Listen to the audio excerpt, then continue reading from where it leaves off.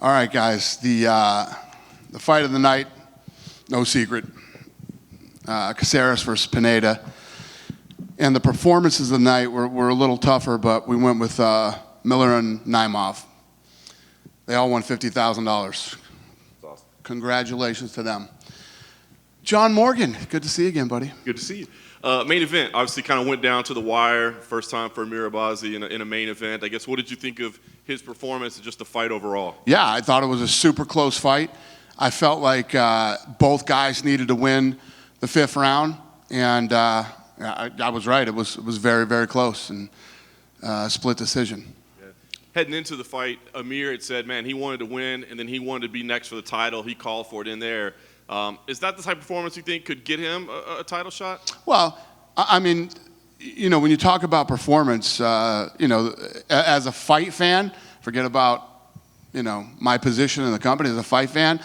I would have liked to have seen a lot more, you know, both guys be more aggressive. But when you look at who he's fighting, I mean, to be fair too, I mean, some of the grappling in that fight was unbelievable. Like, serious high-level grappling by both guys. It was a good fight. It was a solid, good fight. What is he, ranked number 7? 7 coming in, yeah. Yeah, coming in and taking on, you know, beat number 3. One of the top 3 guys in the world. Yeah. So there's some confusion, I guess, right now. Like, Brandon Royval has said that he's the backup for the flyweight title fight coming up. I don't know if you can make that official or if it is beneficial, but if that's the case, when a guy's a backup like that, are they kind of next if he's not needed this summer? I mean, there's no guarantees that anybody's next. You know what I mean? There's a lot of things that are factored into who's next. There's so much shit that goes on behind the scenes, and you know, no. Long-winded answer, no. I mean, not to mention we still got to have the title fight first anyway, right, and see what happens. Exactly. But one other thing I did want to ask you about the flyweight division, have you gotten any firm commitment from Davison Figueiredo? There was talk about moving to bantamweight and then saying... I have no idea what's going on with any of that shit, no. Fair enough. That's, I mean, you guys know as much as I know with that. You know, we come out and make an announcement, and the guy's like, oh, no, that's not true. You think we'd come out and make an announcement if it wasn't true and we didn't have absolute positive confirmation?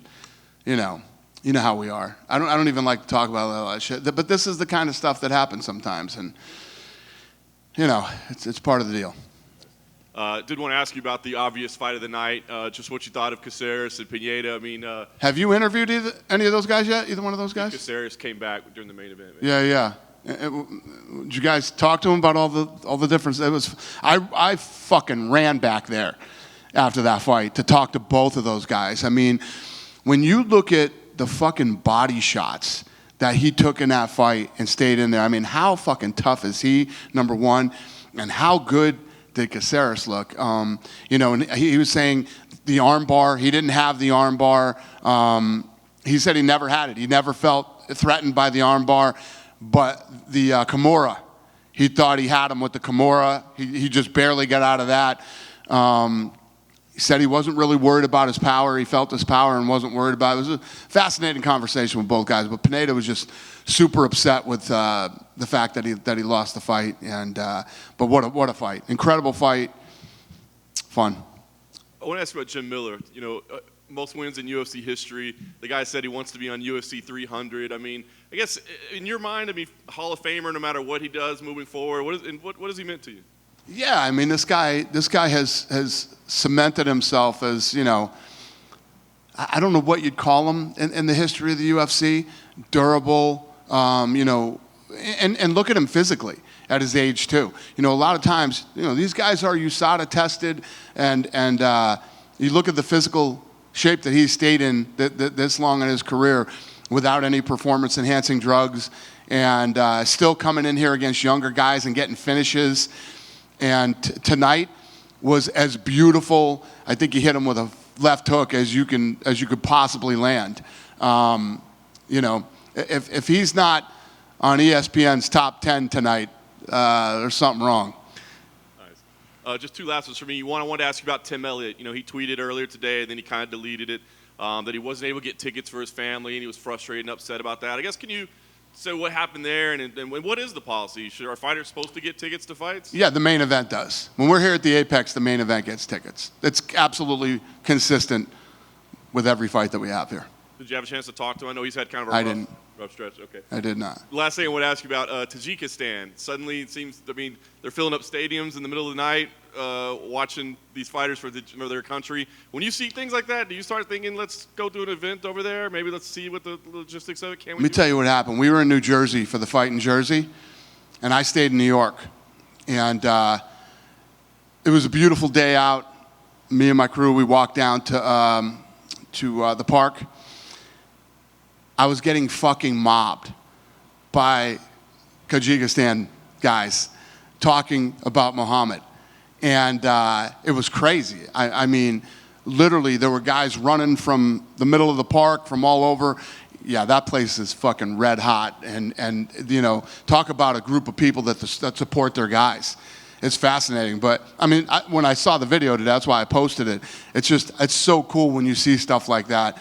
You know, some of these guys, any of the stands, okay? If they come from a stand, the people are fired up and excited, and you know, I love this. I would love to be there for something like that when one of their guys are fighting. You know, I don't know if they have arenas that they go in, but they watch it on a big screen. Very cool. I love that shit. Yeah. Hi, Dana. Hi. There were quite a few fighters that came back here talking about a potential fight in Sao Paulo in November. I'm wondering if you could confirm that. About a potential fight where? Sao Paulo in November. Sao Paulo. I don't know yet. And do you have any update on Jon Jones? I know there's been a lot of talk about maybe matching him with Sergey instead of Stipe. Is there anything you can give us on that? Yeah, you know, some of the fights that are happening, people keep asking us about the fights that are happening in the fall. We're still making fights for the summer, you know what I mean? Obviously, we have plans and targets and what we would like to happen, and you guys are already aware. I would like November Jon Jones to fight somebody in Madison Square Garden. One of the things that I want to kind of point out with you guys that happened recently, and I like Tyson Fury. I have a great relationship with Tyson Fury. So there's this debate right now about the baddest man on the planet, right? And Jon Jones is the baddest man on the planet. There's no doubt about it. So when you talk about who the baddest man on the planet is, if two guys fought in a fight, who would win? If you want to discuss another possible baddest man on the planet, it would be Tyson Fury, okay, in a boxing arena. And we all know that if Jon Jones boxed Tyson Fury wins. All these boxing guys want to talk about this, and they want to keep it in the ring. I'm telling Tyson Fury, whom I respect very much, if you really want to find out who the baddest man on the planet is, I will make that fight. I will make Jon Jones versus Tyson Fury in the octagon. And, you know, we'll figure out. We figured out how to pay Floyd.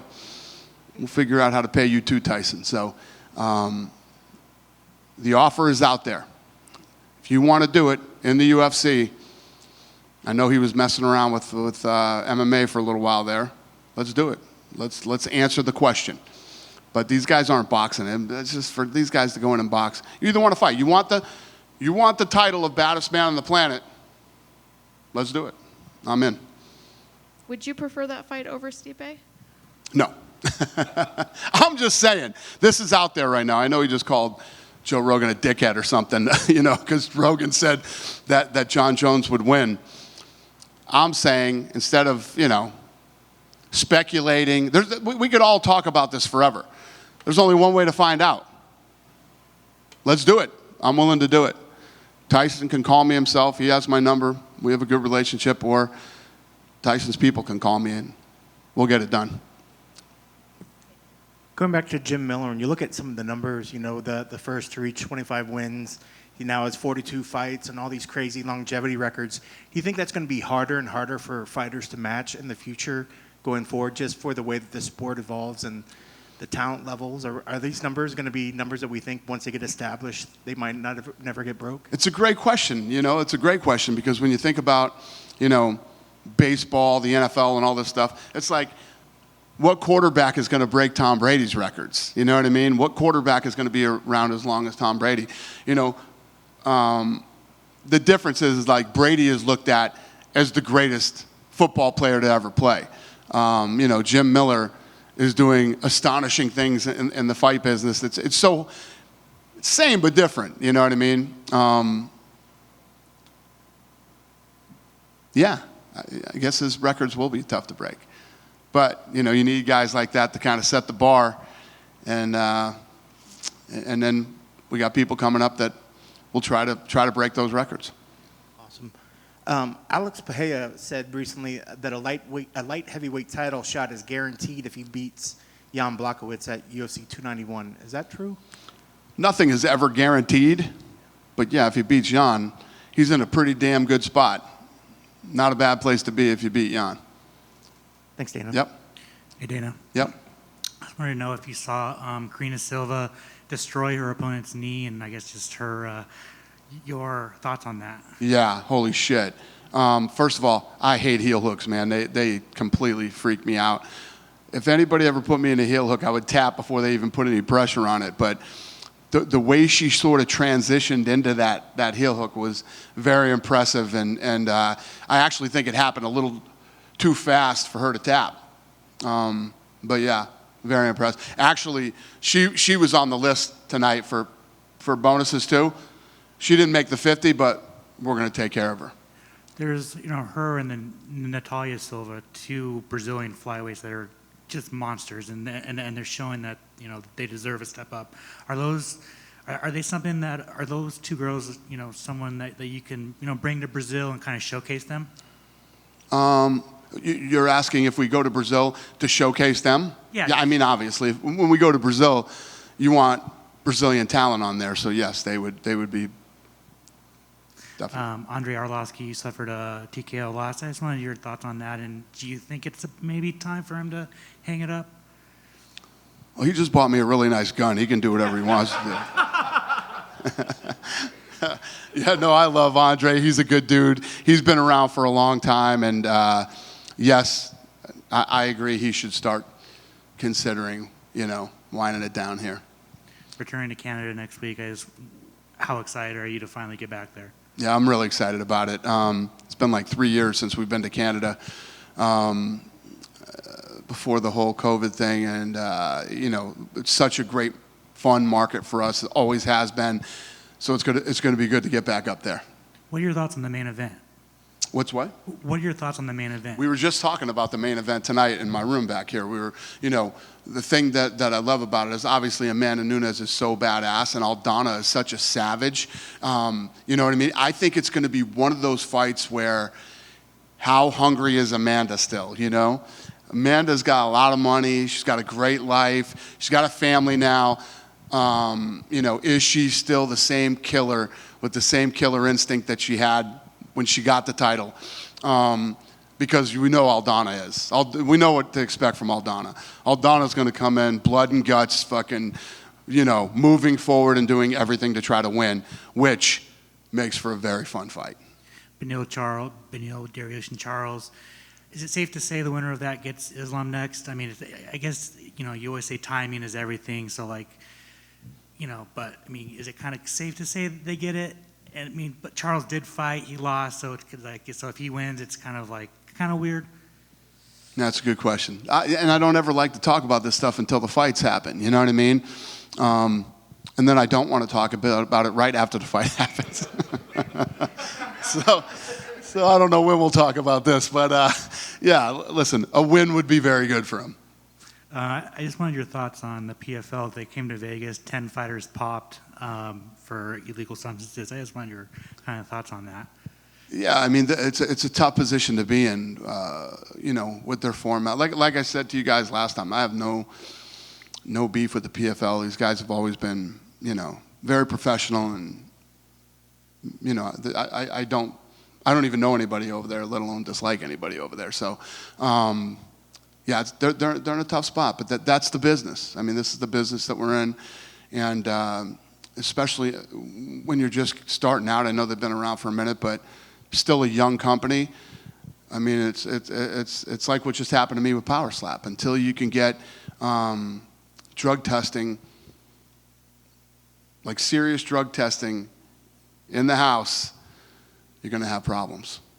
And it's in your benefit to do it. I mean, it's not, you know, I bet they don't go running back to Vegas anytime soon. That's for sure. They're probably going to stay out of Sin City for a little bit. 2 rumored events. An event going to Nashville. Is that in the works? We're talking about Nashville, yeah. Is there a chance that Corey Sandhagen versus Umar Nurmagomedov headlines that? Did we announce that? No, but it's out there. I don't know. Is that what you want? I think so. All right. And then finally, another one, Singapore later in the year. There's talk that Max Holloway versus the Korean Zombie might be on top of that card. Is that something that's in the works? You want that fight too? Yeah, sure. Love when you guys try to lead me down the path to announce something we haven't announced yet. That is a possibility. Yes, that could happen. Thank you. Thank you. You guys done with me? Go ahead, buddy. Karine Silva, the Brazilian fighter, she fought her second fight tonight, and she won both victories by finish, by submission. I know just 2 fights, but maybe it's too early for that. But how do you see her, so far at least, her beginning in the UFC, and how do you see her future? Like when you see, you have been doing that for 20 years, but how do you see when you see a fighter like that, so aggressive? Her future looks pretty damn good to me. She's a beast. Like I was saying earlier, that transition to that heel hook was so fast and so nasty. I hate to see anybody get caught in a heel hook. It's and you know, not tap in time. It's a minimum 9 months. You know what I mean? When you got to mess around with your knee, and it sucks. But for her, yes, I don't want to go off on the other way here, but for her, absolute savage, beast, yeah. Her future looks pretty good. You did mention that she was close to get the bonus, and how close was she to get the bonus? I mean, was she the number 5 or something like that? How does? Well, yeah, she's gonna get a bonus. She just didn't get the 50,000. I mean, when you look at, you know, Mohammed came in on late notice and got a finish, and Jim Miller's old as hell and pulls off fucking unbelievable. I mean, 1-punch knockout left hook against a young, tough guy. And her submission was beautiful. And there's no doubt that, you know, sometimes we'll do all bonuses, but there's no way in hell you can't give Caceres and Pineda fight of the night. I mean, that was an absolute dogfight. Pineda was tough as nails and ate some of the... How about when Caceres stepped over and hit him with the body shot after he'd already hurt him to the... I mean, you don't not give those guys fight of the night. So you have to make these tough decisions sometimes, but we'll take care of her. And, yeah, I don't think she'll be disappointed. Okay, my last question about Karine. She was just using Twitter to say that because she didn't fight for 1 year, many reasons, but now she's asking to fight August or maybe September, even tag UFC. I know you don't make fights after the fight. But you want me to? I would love, but I know you are not going to do it. But I mean, just asking, is it too early for her? Do you think you can see that happening? Like she's fighting August, maybe September? Yeah, I mean, she came out of that thing pretty much unscathed, came out on top. What I do love to do is, like you're saying, that she looks like she could be a star and could do very well in the sport. I love turning people like that around quickly and getting them back in there. So, yeah, that could happen. But for my last question, guys, she did ask you about UFC Brazil, right? You don't know if it's happening or not. But the same rumor says that Jailton Almeida is fighting Curtis Blades. Maybe not in Brazil, I don't know. Is that the fight you guys are looking for, Almeida against Curtis Blades? Just leave me down there again. Do you and him work together, or are you guys from the same place? Do you guys fucking... Nice talking to you. Hey, I just want to ask one more. With the Ultimate Fighter debuting, can you give us an update on Conor and like just what it's take? Like, is there any concern that this fight doesn't happen or that it doesn't happen when you want it to? Like, what's the progress with getting him and Chandler booked? No, you can't think like that. I mean, listen, that's the business we're in. Anything is possible in this business. I mean, we were just talking about PFL and what happened to those guys. Anything is possible. You don't know. And you guys don't know fucking this much of what goes on behind the scenes and how hard it is to put all these fights together. I mean, when you look at what Sean and Mick have done this last week to keep some of these guys in the fight, like Jim Miller, and bring in savages from Tajikistan, you know what I mean, on short notice. You know, this is a rough business to keep your fight cards together and pull this stuff off. So, what the fuck was your question? But just where Conor is. I mean, like what? Oh, Conor, yeah. Like we know they're supposed to fight. They were coaches, you know. Right. But we know he's got to get back in the pool. But Yeah, we've had, first of all, Conor called me a couple days ago and loved the first episode of The Ultimate Fighter and saying how happy he was that he was a part of it. And I think being here in the environment and everything else, he felt it again and felt like he wants to get back and fight. The one thing that you guys have to understand is this kid has so much money. It's like Habib now. It's like these guys got shitloads of money, and it's hard to, it's hard to reel these guys back in and get them fired up to get in a fight. are you concerned that maybe he doesn't fight again? I never get concerned. You know what I mean? Listen, when guys show, we have a massive roster of people that want to come in and people that are ready to fight and people that want to be Conor McGregor, and be at that level. It's like for the last 20 years, everybody said, oh my God, what are you guys going to do when Chuck Liddell retires? You guys are fucked. Oh my God, GSP, Anderson Silva, this and that. This is a professional sport. People come in here, they achieve great things, and they retire.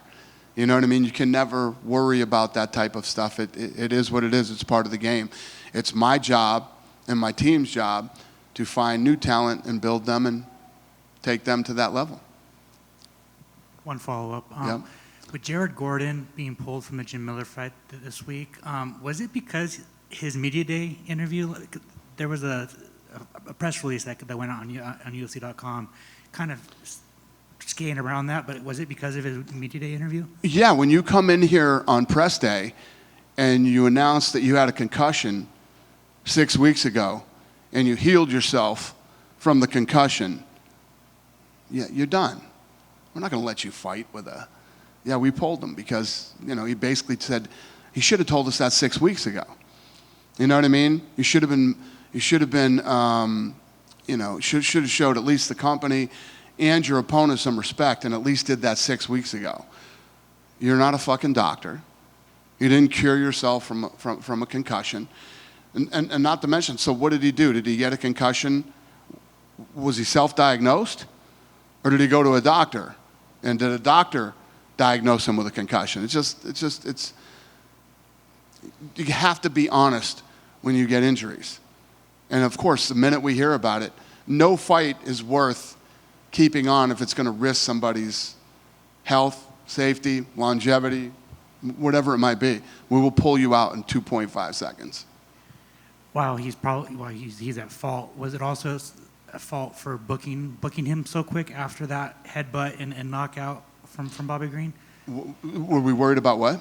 Was it, obviously he was at fault for turning around that quick, but was it also like the matchmaker's fault for booking? No, he's not at fault if we know we got a healthy guy that's going into a fight. We like I say all the time, with this thing, with Slap, we spend the money to make sure that we have healthy guys competing, But when a guy comes in and starts saying, we've dealt with this in the past. Guys have come in media week and said crazy shit about what happened with their, in their training camp and stuff like that, and we yank them. It's absolutely consistent with what we've always done. Cool, thank you. Thank you. Just a quick one for me, then to circle back. Anything is possible, like you said. The Floyd and McGregor was just a global thing. Same appeal would be with Fury and Jones. But the difference was, I think Floyd was his own promoter. Do you really think Bob Arum would allow his crown jewel, undefeated champ Tyson Fury to get in there. But does Bob Arum really have the rights to Tyson Fury? I don't think so. I hear a lot of different things. In boxing, it's always hard to figure out who's really training. You start talking to these boxing guys, 16 different people call you. Oh, I got him, right? And then try to find out who owns the rights to one of these fights. Good luck. You know what I mean? We've looked at some of these libraries from boxing because I love boxing so much. So many different people own the rights to the fights. It's fucking nuts. So who knows? Great question. I don't know. But if they're serious and he really wants to, crown the baddest man on the planet and find out who really is, we could all debate. It's like the old fights. Would Marciano beat Ali? Would this guy have done that? And all this shit. There's one way to find out. Let's do it. I want to do it. Jon Jones wants to do it. Tyson Fury has said he would do it. Let's make it happen. That'd be awesome. Thank you, sir. I'd fly to that anywhere. What's that? I would fly to that one anywhere. I'm with you. I'd like to see it. It would be fun. And it would be, it would be for, I think what it should be is it should be for the UFC heavyweight title. And, if Tyson Fury wins it, he fucking walks away with that thing. You know what I mean? But it would really be, obviously that title would be on the line, but it would be who is the baddest man in the world. I hope he could make 265 because he fights at like 300. That's a good point too, It would be amazing either way. Thank you, sir. Yeah. It's out there, and it's done with no disrespect to him.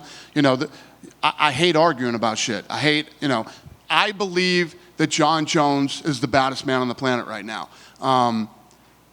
The other argument you could make is Tyson Fury. So if they really, let's not argue about it. Let's not call each other names and shit.